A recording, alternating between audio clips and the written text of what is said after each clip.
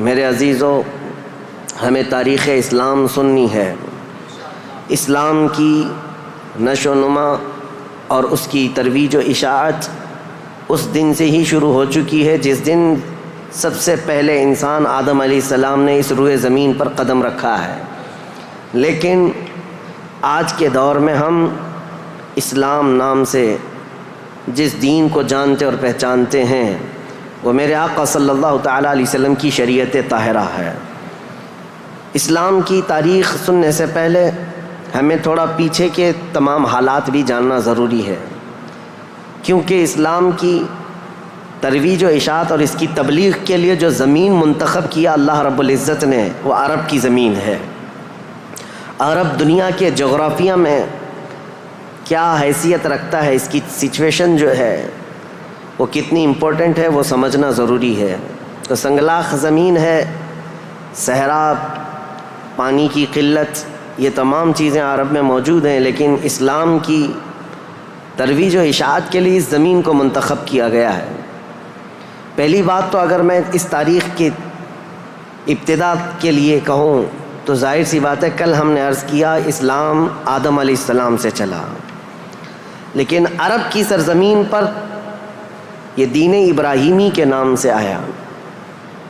سب سے پہلے سیدنا ابراہیم خلیل اللہ علیہ الصلاۃ والتسلیم، اس وقت اللہ تبارک و تعالیٰ نے آپ کو مبعوث فرمایا جب دنیا میں کفر و شرک اور گمراہی و ضلالت پھیل چکی تھی، لوگوں میں کثرت سے اپنی عبادت کروانے کا رواج ہو چکا تھا۔ جیسے کہ نمرود کا زمانہ تھا، وہ طاقت و قوت کے بل بوتے اپنی عبادت کرنے پر لوگوں کو مجبور کرتا۔ اس دور میں سیدنا ابراہیم علیہ السلام تشریف لائے عراق بابل کے شہر میں، عراق کا ایک شہر بابل میں، اور وہاں سے آپ نے نور ہدایت کو منور کیا، ایک خدائے واحد کی عبادت کی طرف لوگوں کو بلایا۔ آپ کی آبادی دشمن ہوئی، خاندان دشمن ہوا، بادشاہ دشمن ہوا، بدلے میں آپ کو آگ میں جھونک دیا گیا۔ آپ وہاں سے نکل کر مصر چلے گئے۔ مصر کی سرزمین کو آپ نے اپنا جائے قیام بنایا، وہیں پر رہنے لگے۔ آپ کی شادی حضرت سارہ سے ہوئی، اولاد نہیں تھی برسوں تک۔ پھر حضرت ابراہیم علیہ الصلاۃ والتسلیم کی مخالفت میں بہت سارے لوگ تھے، حکمران تھے، بادشاہ تھے۔ ایک وقت ایسا آیا کہ مصر کا ایک بادشاہ جو آپ کی مخالفت میں بہت زیادہ آگے تھا، لیکن اللہ تعالیٰ نے اس کے سینے کو نور ہدایت سے روشن کیا، پھر وہ آپ کی عزت و تکریم کیا۔ پھر اس بادشاہ نے اپنی بیٹی ہاجرہ کو ابراہیم علیہ السلام کے ساتھ بیاہ کر دیا۔ شروع سے میں تاریخ میں چل رہا ہوں، سب کو ذہن حاضر رکھنا ضروری ہے کہ حضرت ابراہیم علیہ السلام کو حضرت ہاجرہ دوسرے نکاح میں آئیں، یہ بادشاہ کی بیٹی تھیں، اور ہوا یہ کہ دو بیویاں ایک گھر میں رہیں، معاملات الگ ہو جاتے ہیں۔ تو جب معاملات بدلنے لگ گئے تو حضرت ہاجرہ کے گھر میں ایک بیٹا پیدا ہوا جو حضرت اسماعیل علیہ السلام ہے۔ تو حضرت ابراہیم علیہ السلام کو حکم الہی ہوا کہ اس ماں اور بیٹے کو الگ رکھا جائے اور پہلی بیوی کو الگ رکھا جائے۔ تو ابراہیم علیہ السلام حضرت سارہ کو مصر میں ہی چھوڑ دیے اور حضرت ہاجرہ اور حضرت اسماعیل علیہ السلام کو لے کر عرب کی سرزمین میں داخل ہوئے۔ یہاں سے عرب کی تاریخ شروع ہوتی ہے۔ عرب کی سرزمین کو آباد کرنے والے پہلے انسان ابراہیم علیہ السلام ہیں۔ عرب میں بھی ساری زمین کا انتخاب نہیں، عرب کا جو مرکزی علاقہ تھا وہ مکہ مکرمہ تھا۔ مکہ مکرمہ اور خانہ کعبہ جو آج جہاں پر ہے وہ دنیا کے مرکز میں واقع ہے، سینٹر میں واقع ہے۔ ابراہیم علیہ السلام وہاں تشریف لائے۔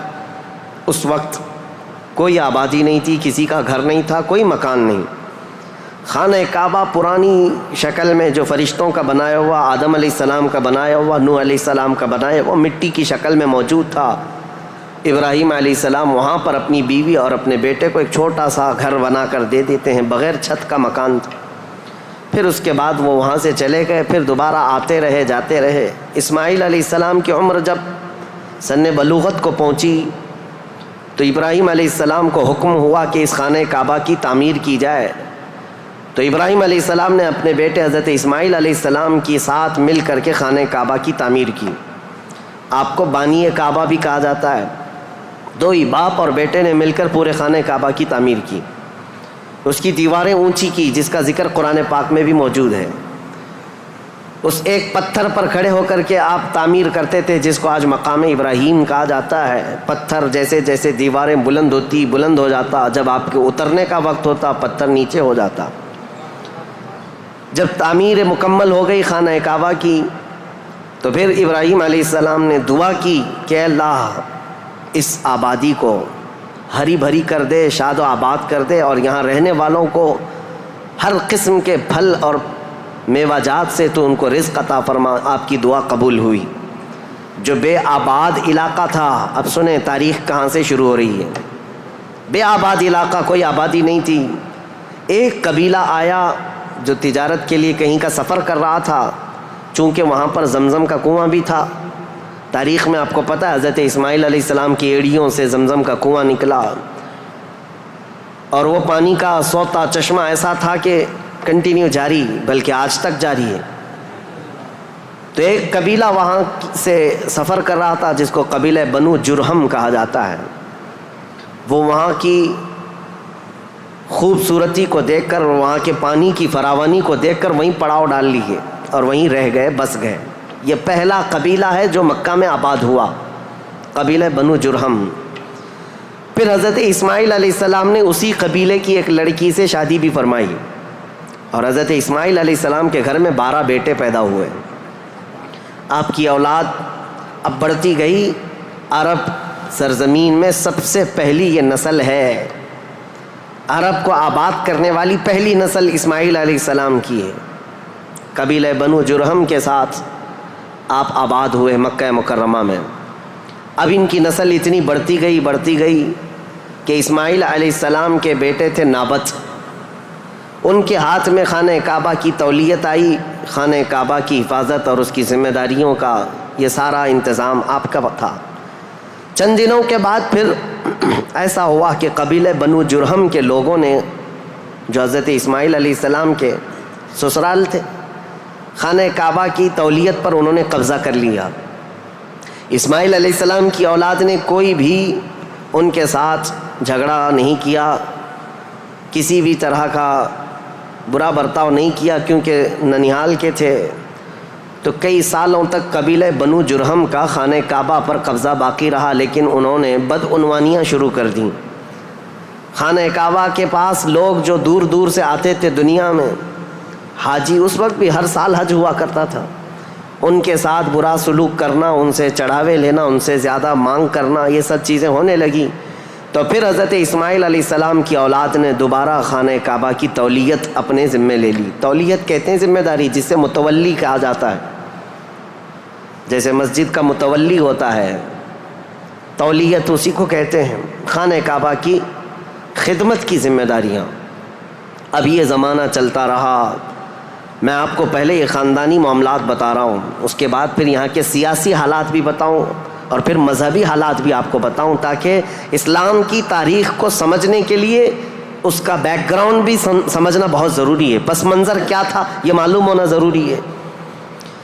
اب اسماعیل علیہ السلام کی اولاد میں عدنان ایک شخص پیدا ہوئے جو آل اسماعیل میں بہت ہی معزز انسان تھے. اکثر صحابہ کرام کا اور خود رسول اللہ صلی اللہ علیہ وسلم کا نسب حضرت عدنان تک پہنچتا ہے. وہ ہمارے آقا صلی اللہ تعالیٰ علیہ وسلم کے جد امجد بھی ہیں. عدنان نے مکہ مکرمہ کی ذمہ داریاں سنبھالی، اور اس کے بعد اب آبادی اتنی بڑھ گئی کہ ان لوگوں کو تجارت کے لیے اور اپنے معیشت کے لیے، اپنے معاش کے لیے دور دور جانا پڑا. مکہ چھوڑ کر کے باہر جانا پڑا. آبادی بڑھتی چلی گئی مکہ مکرمہ کی.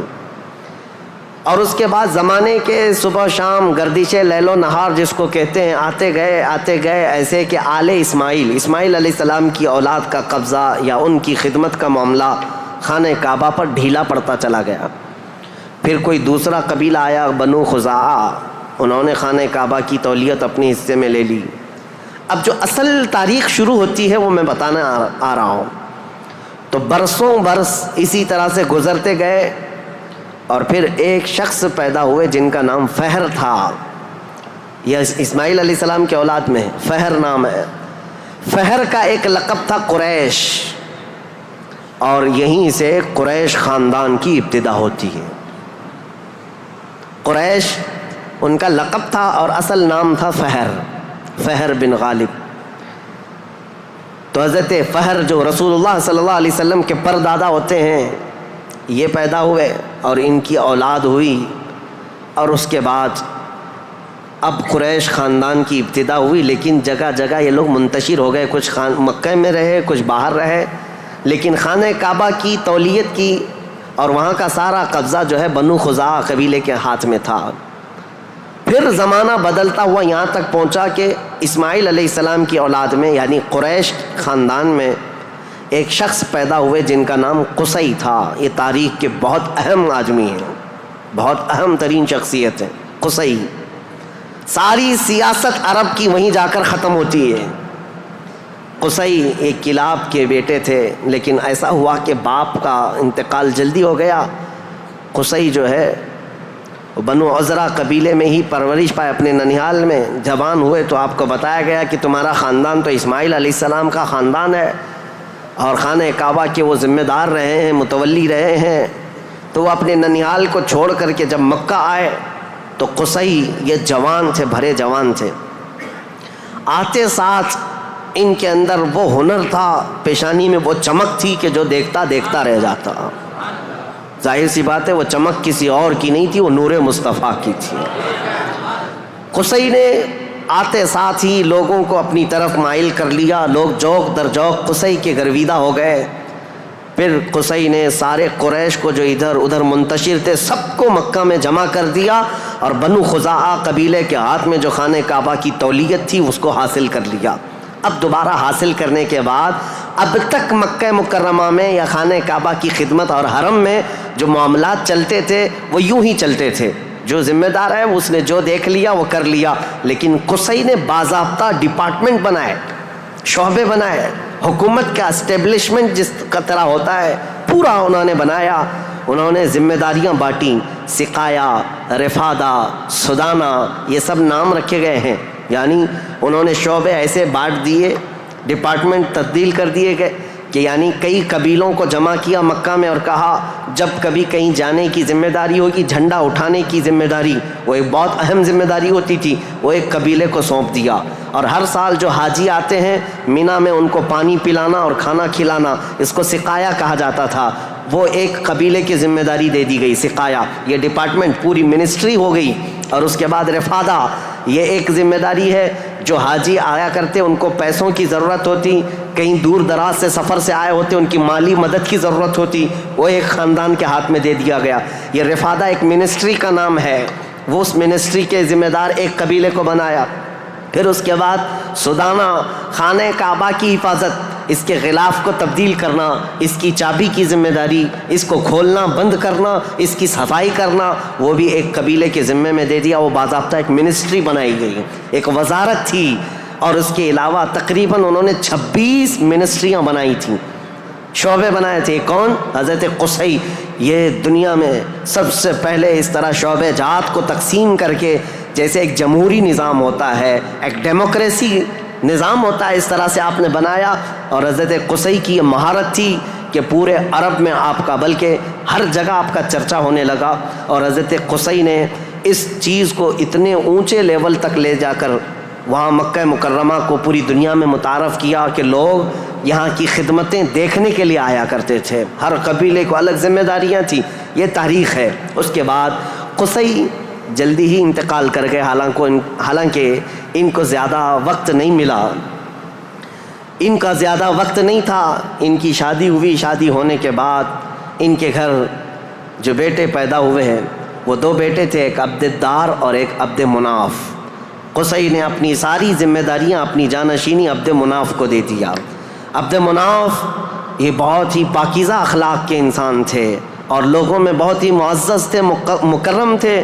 عبد مناف کے ذمے میں جو کام آئے تھے وہ جس طرح ان کے باپ قصی نے بانٹے تھے. اس کے بعد عبد مناف کے بیٹے پیدا ہوئے جو عرب قبیلوں میں نہیں قریش خاندان میں سب سے افضل انسان سمجھے جاتے تھے، وہ حضرت ہاشم ہیں۔ ہاشم، ان کا لقب ہاشم اس لیے تھا کہ یہ اتنے فیاض تھے، اتنے سخی تھے کہ اپنا مال کا اکثر حصہ پورا حاجیوں کو کھلانے میں تقسیم کرتے تھے۔ ایک بار عرب میں قحط پڑ گیا تھا، لوگ بھوکے تھے اور لوگوں کے پاس مال و دولت کی کمی بہت زیادہ آ گئی، تو حضرت ہاشم نے سال بھر روٹیوں کے ٹکڑے کر کے ان کو شوربے میں ڈبو کر لوگوں کو پیٹ بھر کر کھلاتے تھے، اس لیے آپ کا لقب ہاشم ہوا۔ ہاشم اس ذمہ داری کو اس طرح سے سنبھالتے ہیں کہ خانہ کعبہ کی تولیت وغیرہ عبد الدار کے پاس تھی۔ سقایہ رفادہ، جس کو میں ابھی نام دے کر کے جو منسٹریاں بتایا کہ یہ الگ الگ قبیلوں کے ذمے تھی، تو عبد الدار جو ایک ان کے پردادا کے ہی خاندان میں لوگ تھے، انہوں نے بدعنوانیاں شروع کی تھیں، ٹیکس لگایا، حاجیوں سے پیسہ لیا، یہ تمام چیزیں ہونے کی وجہ سے حضرت ہاشم نے وہ ذمہ داریاں بھی اپنے ہاتھ میں لے لیں۔ اب قریش خاندان میں حضرت ہاشم کے پاس جو ذمہ داریاں تھیں وہ یہ تھیں کہ آپ رفادہ یعنی حاجیوں کو مالی مدد دینے کے بھی آپ ہی ذمہ دار تھے، سقایہ مینا میں حاجیوں کو پانی پلانے کے ذمہ دار بھی آپ ہی تھے، اور سدانہ خانہ کعبہ کی چابی اور کلید بردار جو کہتے ہیں وہ بھی ذمہ داریاں آپ نے لے لی تھی۔ اتنا ہی نہیں، ندوہ ایک وہاں کی ایسی بیٹھک کا نام ہے جو عدالت بھی ہے، پارلیمنٹ بھی ہے، مشورے کی جگہ ہے، جہاں سب کے فیصلے کیے جاتے تھے، وہ بھی حضرت ہاشم کے ذمے میں تھی۔ حضرت ہاشم، ان کا بھی معاملہ ایسا ہوا کہ انہوں نے شادی فرمائی اور ان کے ہاں ایک ہی بیٹا پیدا ہوا جن کا نام شیبہ تھا۔ حضرت ہاشم کے گھر ایک بیٹا پیدا ہوا شیبہ، اور اس کے بعد حضرت ہاشم کا انتقال ہو گیا۔ شیبہ بچپن میں ہی اپنے باپ سے محروم ہوئے، اور ان کے چچا تھے مطلب، جن کا نام تھا، ہاشم کے بھائی، سگے بھائی تھے۔ مطلب نے یہ شیبہ کو گود لے لیا اور پرورش کی، اور اتنی اچھی پرورش کی کہ لوگ جو ہے شیبہ کو ان کے اصلی نام کی بجائے مطلب کا غلام یا مطلب کا بیٹا کہتے ہوئے عبد المطلب ہی کہنے لگ گئے۔ یہ عبد المطلب میرے آقا صلی اللہ تعالیٰ علیہ وسلم کے سگے دادا ہیں، عبد المطلب، ان کا اصل نام شیبہ ہے۔ اب یہ خانہ کعبہ کی تولیت کی ذمہ داری سب سے لمبے عرصے تک سنبھالنے والے یہی ہیں، کافی لمبا ٹائم ان کو ملا۔ عبد المطلب کے زمانے میں ہی وہ اصحاب فیل کا واقعہ پیش آیا جو ابرہہ بادشاہ خانہ کعبہ کو ڈھانے آیا تھا، یہ حضرت عبد المطلب کے زمانے میں پیش آیا۔ حضرت عبد المطلب کے بھی تقریباً کافی اولاد ہوئیں، بیٹے ہوئے، 12 کے قریب ان کی بھی اولاد ہوئیں۔ آپ نے ایک منت مانی تھی کہ اگر میں اپنے سارے بچوں کو جوانی کے حالت میں دیکھ لوں تو ان میں سے ایک بیٹا اللہ کی راہ میں قربان کر دوں گا۔ جب سارے بچے آپ کے جوان ہو گئے تو حضرت عبد المطلب خانہ کعبہ کے پاس گئے، اور اس کے بعد آپ نے قرعہ اندازی کی اپنے بیٹوں کے نام نکال کر کے کہ کس بیٹے کا نام نکلے گا جس کو قربان کیا جائے۔ تو آپ نے جب قرعہ اندازی کی تو آپ کے چھوٹے بیٹے حضرت عبداللہ کا نام نکلا، قربانی کے لیے حضرت عبداللہ کا نام نکلا۔ حضرت عبد المطلب کے وہ سب سے زیادہ محبوب تھے، نور نظر تھے۔ آپ نے سارے لوگوں سے مخاطب ہو کر کے کہا کہ اس مسئلے کو کیسے حل کریں، تو سارے لوگوں نے کہا کہ اللہ رب العزت کے معاملات اللہ کے حوالے اس کو چھوڑ دو۔ پھر آپ نے خواب میں دیکھا کہ اس کا معاملہ ایسا ہے کہ اپنے اس نور نظر محبوب بیٹے کی قربانی کی بجائے ان کی جگہ 100 اونٹ قربان کر دیے جائیں، تو 100 اونٹ قربان ہوں گے لیکن آپ کے بیٹے کی قربانی بھی مان لی جائے گی کہ آپ نے بیٹے کو بھی قربان کیا۔ آپ نے حضرت عبداللہ کی جگہ پر 100 اونٹ قربان کیے۔ اسی لیے تو میرے آقا صلی اللہ علیہ وسلم نے ایک حدیث میں فرمایا ہے، انا ابن الذبیحین، اے لوگوں میں 2 ذبیحوں کا بیٹا ہوں۔ ایک ذبیح اسماعیل علیہ السلام ہے، دوسرے ذبیح میرے باپ عبداللہ ہیں۔ یہ رسول اللہ صلی اللہ علیہ وسلم نے فرمایا کہ اب یہ حضرت شیبہ عبد المطلب، حضرت عبد المطلب جو خانہ کعبہ کی تولیت کو سنبھالتے رہے، یہ تاریخ یہاں تک آئی۔ آل اسماعیل ہیں، یہ اسماعیل علیہ السلام کی اولاد۔ تاریخ کو میں نے شروع کیا تھا حضرت ابراہیم علیہ السلام سے، پھر اب حضرت عبد المطلب رضی اللہ تعالیٰ عنہ خانہ کعبہ کی تولیت سنبھالتے رہے، اور اس کے بعد اپنے سارے بیٹوں کی شادیاں کیں۔ ان میں اپنے چھوٹے بیٹے حضرت عبداللہ کی شادی آپ نے کہ ایک قبیلہ جو مدینہ طیبہ میں آباد تھا وہب بن عبد مناف کا، ان کی بیٹی حضرت آمنہ سے کی، جو سب سے معزز قبیلے کی خاتون تھیں، پاکیزہ تھیں، طیبہ تھیں، طاہرات تھیں۔ رسول پاک صلی اللہ تعالیٰ علیہ وسلم کے والد ماجد عبداللہ نے حضرت آمنہ سے شادی کی۔ یہ شادی بھی بڑی مشہور شادی ہوئی، کیونکہ حضرت عبداللہ کو کئی عورتیں دیکھتی تھیں اور شادی کی خواہش رکھتی تھیں۔ مکہ میں کئی لوگوں نے پیغامات دیے تھے، اور اس کے بعد جب حضرت آمنہ سے انہوں نے شادی کی تو ایک خاتون ہے جو حضرت عبداللہ کی شادی کے لیے بہت کوشش میں لگی تھی، انہوں نے حضرت عبداللہ کو دیکھا اور اس کے بعد کہا، شادی کے بعد تمہاری پیشانی پر کوئی چیز چمکتی تھی وہ اب نظر نہیں آتی ہے، پہلے میں دیکھا کرتی تھی، جس پر میں گرویدہ تھی میرے عزیزو، وہ چمک اور وہ نور کوئی اور نہیں، میرے مصطفیٰ کا نور نبوت تھا جو آدم علیہ السلام سے چلتا ہوا آیا ہے اور ان کے باپ حضرت عبداللہ تک آیا۔ پھر حضرت عبداللہ حضرت آمنہ سے نکاح کر کے رہ رہے تھے، اور تجارت کی غرض سے آپ حضرت عبداللہ ملک شام کی طرف جا رہے تھے۔ درمیان میں جو یثرب علاقہ تھا، آج کا وہ مدینۃ المنورہ ہے، وہاں حضرت عبداللہ کو کچھ بیماریاں ایسی لگ گئیں، کیونکہ یثرب جو علاقہ ہے اس کو پہلے بیماریوں کا گڑھ کہا جاتا تھا، وہاں جو جاتا بیمار ہو جاتا تھا۔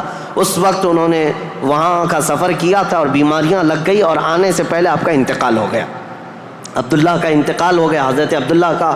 اور پھر چند ماہ گزرے تھے، 6 مہینے کے بعد پورے عالم میں جو ایک عجیب کیفیت طاری تھی، عرب کی یہ تاریخ میں آپ کو بتا رہا ہوں کہ یہاں پر اب حالات کیا تھے۔ حضرت آمنہ کے گھر رسول پاک صلی اللہ تعالیٰ علیہ وسلم حمل سے ہیں، لیکن اس سے پہلے میں اب پس منظر بتاتا ہوں، بیک گراؤنڈ بتاتا ہوں، دنیا میں کیا چل رہا تھا اس وقت، حالات کیسے تھے۔ اس کو میں ڈیوائیڈ کر کے اگر بتاؤں، سیاسی حالات اور مذہبی حالات۔ سیاسی حالات میں یعنی پالیٹکس کے اعتبار سے دیکھا جائے تو حکومت اور تسلط، قبضہ زیادہ کس کا تھا؟ اس دور میں سب سے بڑی 2 حکومتیں تھیں، ایک پرشین ایمپائر اور ایک رومن ایمپائر، روم کی حکومت اور فارس کی حکومت۔ ان دونوں کا بہت بڑا اثر و رسوخ تھا، پوری دنیا کی بات کر رہا ہوں، یہ سپر پاور طاقتیں تھیں۔ عرب میں بعض لوگ پرشین ایمپائر کے انڈر میں کام کرتے تھے، بعض لوگ رومن ایمپائر کے انڈر میں کام کرتے تھے۔ مذہب کے اعتبار سے ہم بعد میں بات کرتے ہیں۔ اب یہ حالات تھے کہ حکومت اور تسلط، قبضہ، سیاسی اثر و رسوخ سب سے زیادہ یہ 2 حکومتوں کا تھا، جس کی وجہ سے آئے دن نئی نئی جنگیں ہوتی تھیں۔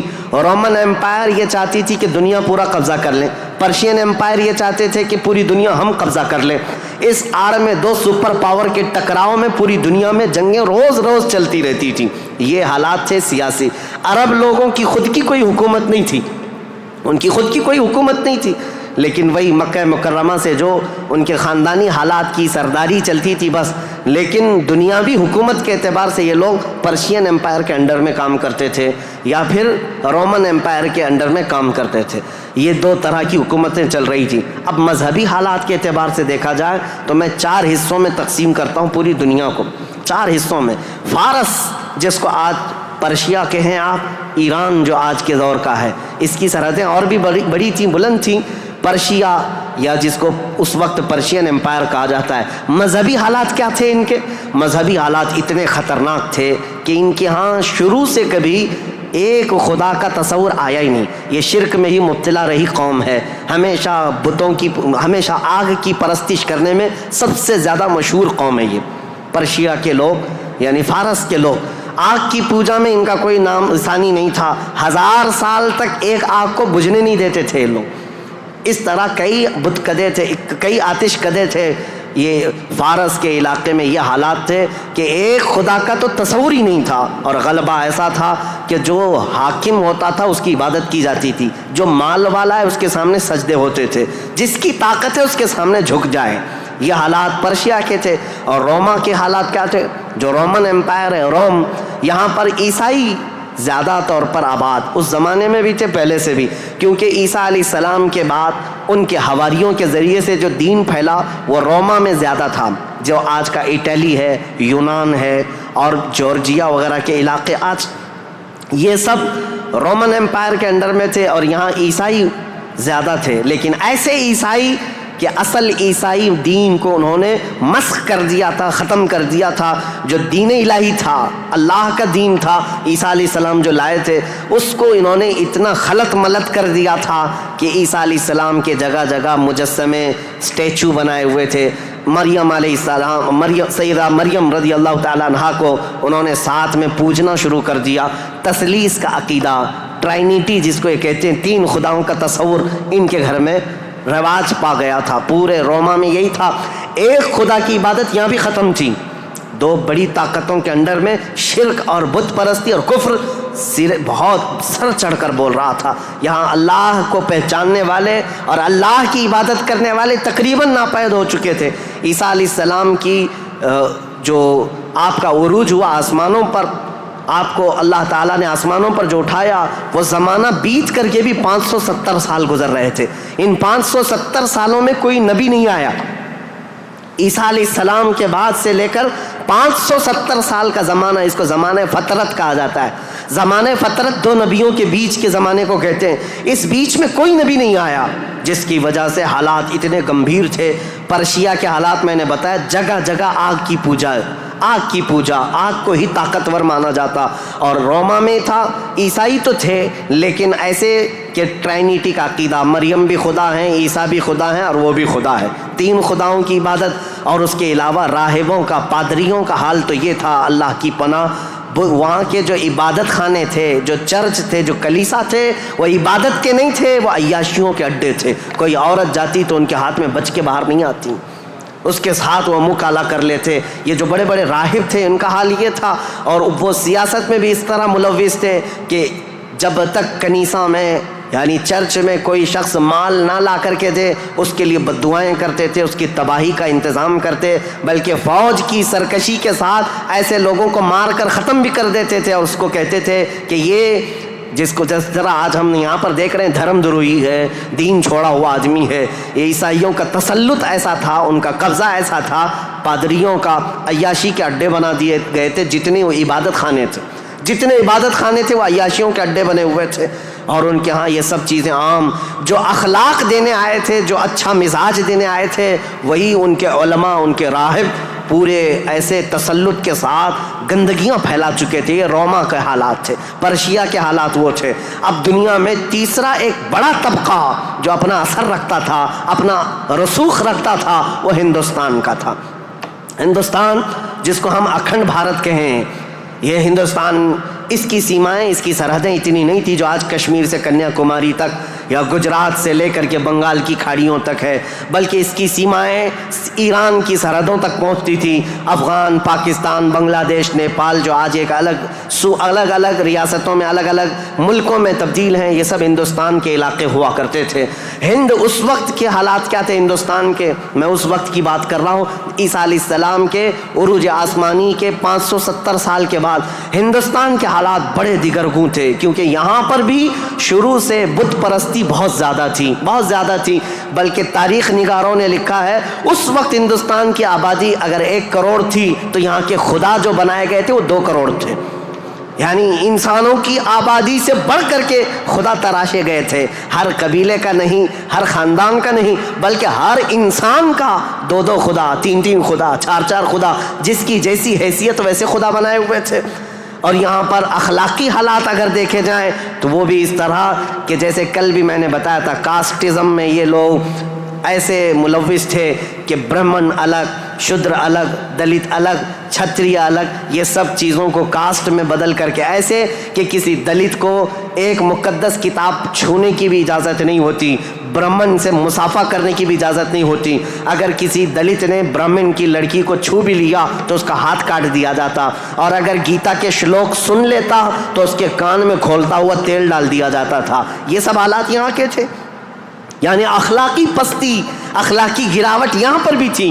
روما کے حالات بھی اچھے نہیں تھے، پرشیا کے حالات بھی اچھے نہیں تھے، ہندوستان کے حالات بھی۔ اور عورتوں کے لیے تو یہ اس قدر سخت تھے، اللہ اکبر، یہاں کسی عورت کا شوہر مر جاتا تو عورتیں ساتھ میں اپنے شوہر کی چتا کے ساتھ آگ لگا لیتیں، جس کو ستی کہا جاتا تھا۔ ستی ایک رسم ہے، تاریخ میں آج بھی موجود ہے۔ بیوہ عورت کو جینے کا حق نہیں تھا، بیوہ عورت اپنے شوہر کی آگ کے ساتھ خود بھی جل جاتی تھی، وہ چاہے جوان ہو چاہے 2 مہینے کی دلہن کیوں نہ ہو، اسے جلا دیا جاتا۔ چند سالوں کے بعد پھر جلانے کا رواج ختم ہوا، پھر بیوہ عورت کو جنگلوں میں بھیج دیا جاتا کہ وہ وہاں رہے، وہیں آباد رہے، اس کا گھر میں آنا اب شگن۔ آج تک یہ بری روایت موجود ہے، جاہلوں کے آج بھی پائی جاتی ہے، غیر مسلموں کے ہاں، کہ اگر کوئی بیوہ عورت اچھے تقریبات میں شامل نہیں ہو سکتی، اچھے فنکشنز میں نہیں آ سکتی، کھانے پکانے کے وقت نہ آ جائے، یہ اب شگن ہو جائے۔ عورت اگر حیض اور نفاس کے عالم میں ہو تو اس وقت تو اس کے ساتھ جانوروں سے بدتر سلوک ہوتا، اس کا گلاس الگ، اس کا برتن الگ، اس کا کھان پان الگ، بلکہ جانوروں کا جس طرح سے الگ رکھا جاتا تھا عورت کا بھی الگ رکھا جاتا تھا، عورت کو پستی کی طرف دھکیل دیا گیا تھا۔ یہ تاریخ یہاں کی تھی، ہند کی۔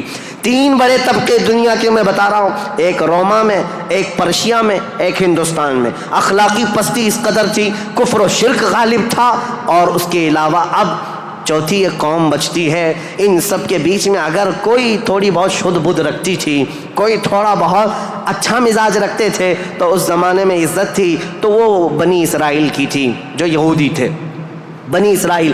لیکن ان کے حالات ایسے تھے کہ غرور اور گھمنڈ ان کو اتنا تھا کہ وہ یہ کہتے تھے کہ پوری روئے زمین پر سب سے افضل لوگ ہم ہیں، اللہ کے محبوب ہم ہیں، اللہ کے بیٹے ہم ہیں، ہم کو اللہ کبھی عذاب نہیں دے گا، کبھی اللہ ہم کو آگ نہیں دکھائے گا۔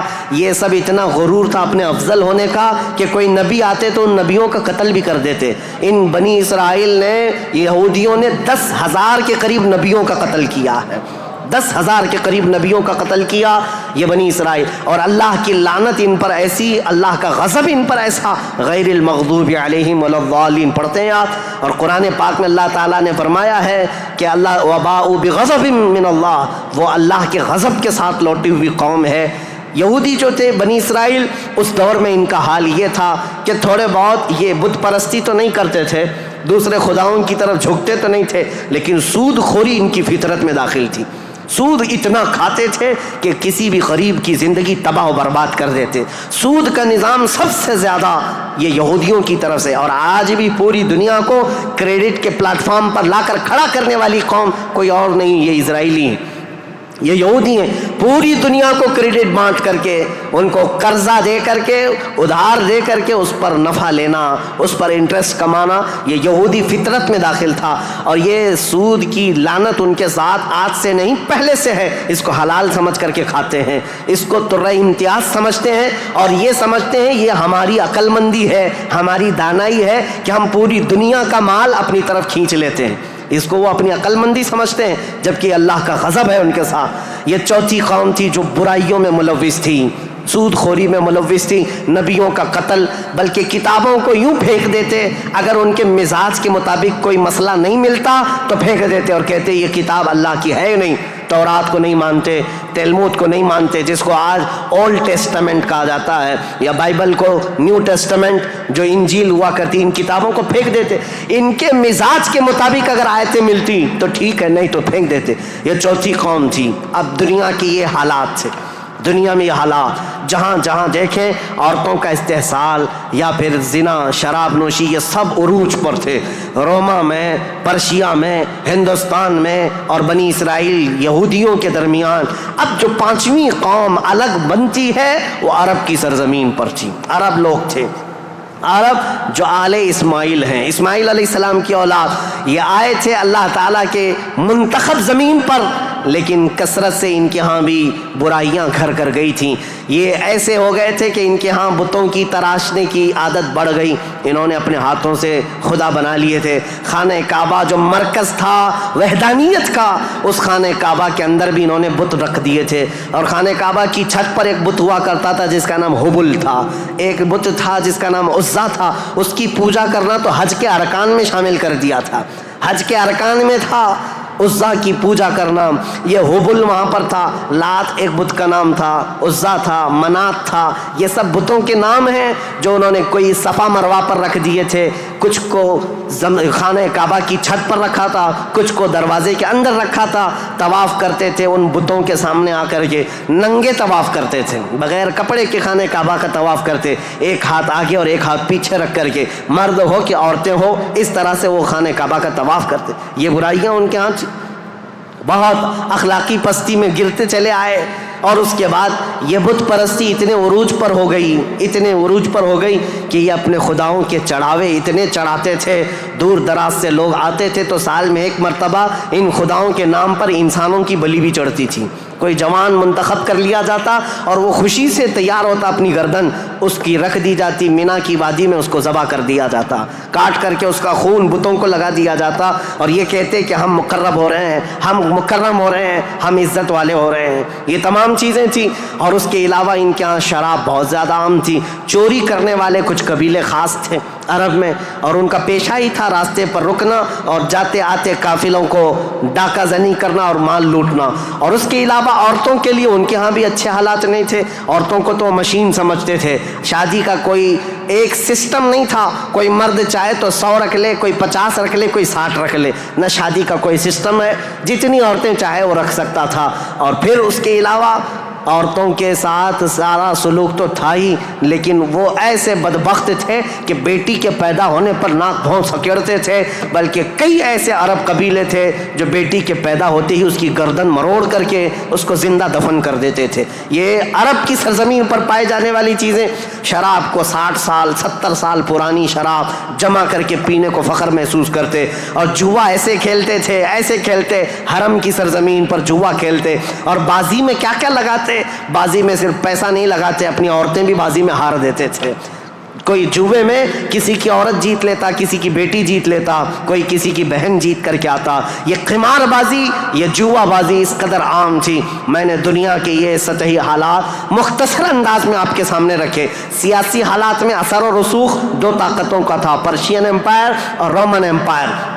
مذہبی حالات میں الگ الگ تھے، ہندوستان کے حالات کیا تھے، اور پرشیا کے، روما کے، اسرائیل اس وقت تھا نہیں، اگرچہ بیت المقدس ان کے ہاتھ میں نہیں تھا، لیکن یہ جگہ جگہ بکھرے ہوئے لوگ تھے یہودی، ان کے حالات بھی اچھے نہیں تھے، عربوں کے حالات بھی اچھے نہیں تھے۔ یہ اس قدر کفر و شرک کے مینارے بلند تھے، اللہ کہنے والی قوم پوری دنیا میں ڈھونڈنے پر بھی کہیں نہیں تھی۔ ایک خدا کی عبادت کرنے والی مجموعی طور پر کوئی قوم آباد نہیں تھی، ایک قائد کے اندر، ایک امام کے پیچھے چلنے والی قوم کہیں نہیں تھی۔ ہر ایک نے اپنے خدا بنائے، کچھ لیڈروں کی پوجا، کچھ حکمرانوں کی عبادت، کچھ جگہ پر ایسے حالات ہندوستان میں تھے کہ اپنے ہی آلہ تناسل کی پوجا کرنے، عورتوں کی شرمگاہوں کی پوجا، مردوں کی شرمگاہوں کی پوجا جو آج تک چلی آ رہی ہے۔ یہ اس قدر گرے ہوئے حالات تھے کہ چوہے سے لے کر بلی تک، بلی سے لے کر سانپ بچھو تک کوئی خدا ہونے سے بچ نہیں سکا ان کے ہاتھوں میں، سب خدا بنا لیے۔ ان کثیر گمراہیوں کے حالات میں بتاؤ میرے عزیزو، مشیت ایزدی کو جلال آ ہی گیا، رب ذوالجلال کے رحمت میں جوش تلاطم آ ہی گیا۔ جب حالات اس قدر دیگرگو خراب تھے تو پھر رب ذوالجلال نے اس زمانے فطرت کو ختم کرتے ہوئے، عیسیٰ علیہ السلام سے جو زمانہ چل رہا تھا 570 سال گزر گئے، اللہ نے کوئی نبی نہیں بھیجا۔ حالات جب اس قدر خراب ہو گئے، رب ذوالجلال کی مشیت کو، اس کی رحمت کو جوش آیا، پھر مولا نے مکہ مکرمہ کی سرزمین کو منتخب کیا، اور پھر اللہ نے اس سرزمین کو منتخب کرتے ہوئے عظیم خاندان قریش کو منتخب کیا۔ قریش کے خاندان میں سے اللہ نے بنو ہاشم کو منتخب کیا، بنو ہاشم سے عبد المطلب اور عبداللہ کے گھر کو منتخب کیا، عبداللہ کے گھر سے بی بی آمنہ کے بطن کو منتخب کیا، اور پھر رب ذوالجلال نے تاریخ کی ان کالے اندھیروں کو ہمیشہ کو ختم کرنے کے لیے بی بی آمنہ کے بطن سے 12 ربیع الاول کو نور نبوت کو ظہور فرمایا، نور نبوت کو ظاہر فرمایا۔ تاریخ کا یہ وہ دن ہے جو پوری دنیا کا انقلاب لا چکا تھا، ایسی روشنی لا چکا ہے، ایسی روشنی کہ میں نے تقریر شروع کرنے سے پہلے ہی یہ بات عرض کر دی تھی، ایک عرب نے آدمی کا بول بالا کر دیا، خاک کے ذروں کو ہمدوش ثریا کر دیا، خود نہ